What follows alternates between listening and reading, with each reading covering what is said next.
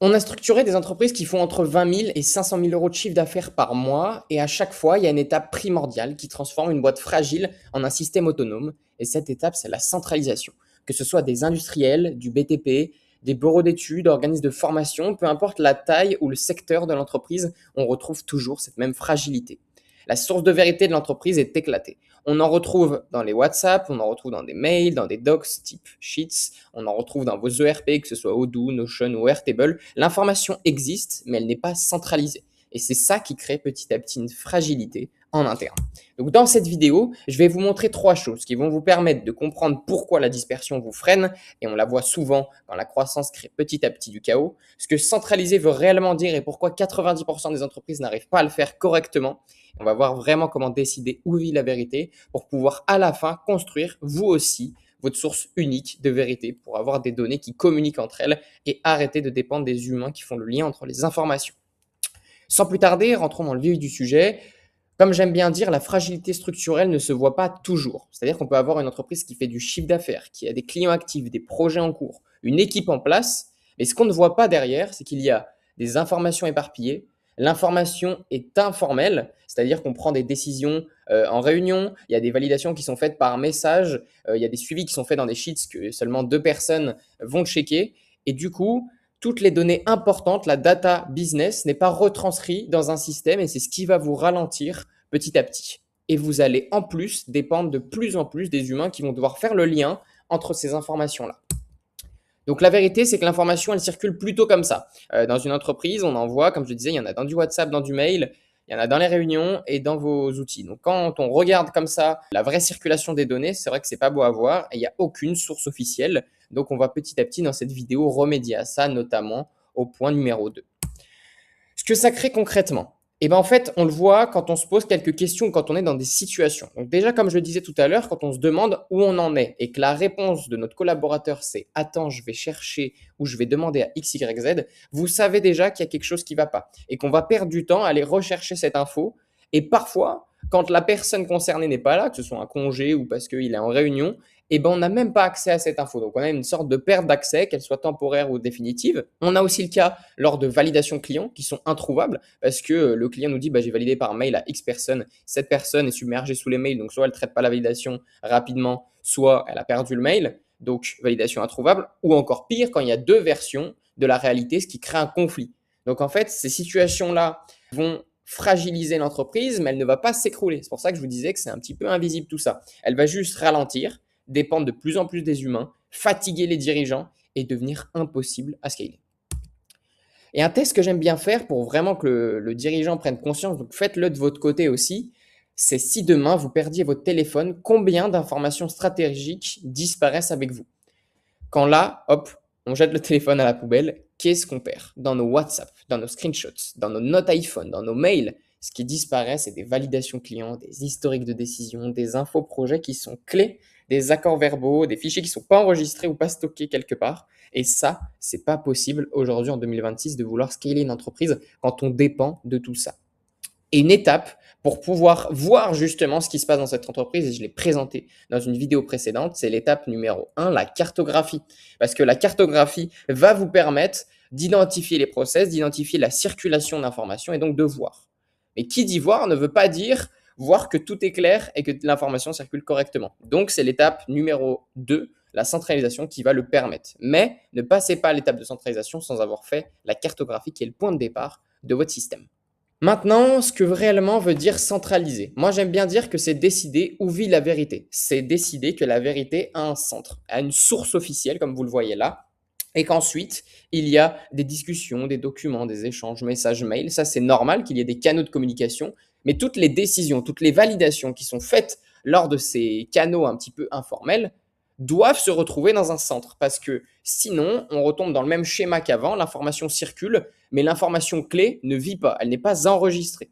Et ça va vous permettre petit à petit de pouvoir prendre des décisions plus rapidement, de gagner du temps sur cette recherche d'informations. Donc c'est important d'avoir un centre. Moi, j'aime bien dire une information stratégique égale un lieu officiel. Donc, s'il y a une validation client, on la retrouve dans un endroit. S'il y a un client qui est signé, hop, dans le CRM, on doit le voir. S'il y a une tâche qui est attribuée à un membre, à un collaborateur, elle doit avoir un endroit et on doit voir qu'il l'a fait. Et s'il y a un document final, il doit avoir une version finale et pas deux versions différentes. Parce que quand on a plusieurs versions d'une réalité, eh ben, il n'y a plus de réalité. Et donc, on s'y perd petit à petit. Et donc, plus il va y avoir du volume d'infos, plus on va ralentir. Attention, centraliser ne veut pas dire empiler les endroits, empiler les sources officielles et donc empiler les outils. Donc, vous ne devez pas choisir, OK, on a Monday pour nos projets, on a Airtable pour notre CRM, on a Notion pour les tâches et équipes, on a un Sheets pour le financier. Non.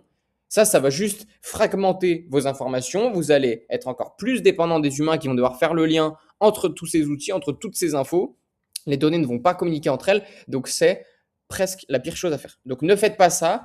Et à l'inverse, ne pensez pas non plus que centraliser veut te dire tout mettre dans un seul outil sans réfléchir. Parce que quand vous faites ça, vous dites OK, j'ai trouvé un super outil, dernier cri du marché, il me permet de faire ça, ça, ça, ça, ça. La vérité, c'est que derrière, ça va rigidifier vos processus et peut-être qu'ils ne sont pas prêts encore à ça. Vous allez avoir des process qui ne sont pas adaptés, l'équipe va être perdue et vous allez surcomplexifier votre quotidien. Donc en fait, si quand vous avez trouvé cet outil, l'outil dicte vos processus, votre organisation, vous n'avez pas structuré, vous n'avez pas centralisé, vous avez juste déplacé le chaos d'avant et vous l'avez regroupé en un endroit. Ce qui n'est pas du tout la bonne solution. La bonne solution pour construire une source de vérité, ça va être déjà de trouver cet outil qui va nous permettre, ces outils qui vont nous permettre de dire la vérité vit ici. Si on se pose la question de tout à l'heure, où ça en est, où c'est, il n'y a pas de débat. L'info est à cet endroit. Ensuite, on définit ce qui est stratégique. Justement, qu'est-ce qu'on cherchait quand on se disait où ça en est? Est-ce qu'on cherchait des statuts? Est-ce qu'on cherchait des validations, des documents? Toutes les données à impact business, on doit les définir.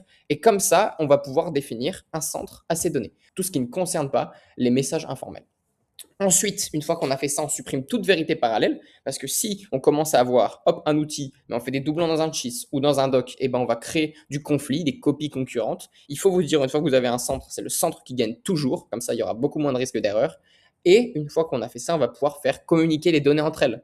Parce que le fait d'avoir décidé où vit la vérité, le fait d'avoir décidé d'un endroit, moins il y aura d'endroits, plus facilement les données vont communiquer. C'est ce qu'on cherche à faire justement, d'avoir des données connectées. C'est-à-dire que si un client, il est signé, démarrage du projet enclenché, mise à jour du statut en automatique, par exemple. Ça va vous permettre d'avoir une visibilité en temps réel et de pouvoir aller traquer plus de choses derrière.